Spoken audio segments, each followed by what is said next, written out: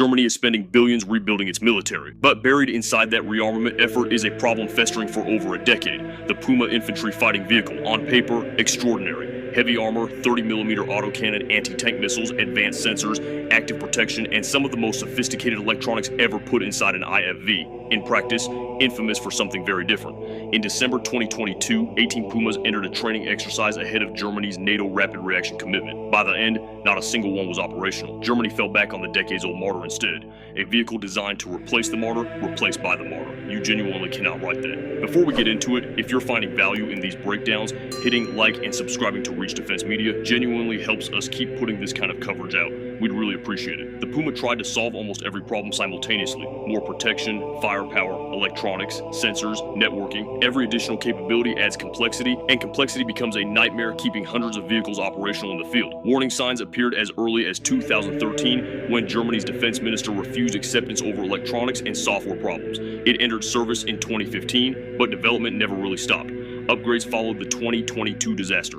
A 2023 test campaign saw an improved Puma cover 1,300 kilometers through demanding terrain successfully. The program evolved, but that evolution cost years and significant money. Then there's cost. In December 2025, Berlin signed a contract for another 200 Pumas at approximately 4.2 billion euros. First deliveries aren't expected until around mid-2028. This is where the strategic problem gets hard to ignore. Ukraine demonstrated how rapidly armored vehicles get consumed in high-intensity conflict. Germany needs numbers, which raises an uncomfortable question. Is it better to have fewer extraordinarily sophisticated IFVs or more vehicles that are easier to produce, maintain, and replace? That's where the Rheinmetall Lynx KF-41 enters the conversation. Rather than one incredibly specialized vehicle, Rheinmetall built a modular family around a common platform: IFV, command vehicle, reconnaissance, air defense, mortar carrier, and more. One architecture, multiple missions. Electronic systems accept future upgrades without reinventing the vehicle. Hungary ordered 218 in 2020 and began receiving locally manufactured examples in 2024. Italy launched its own program with first deliveries in January 2026.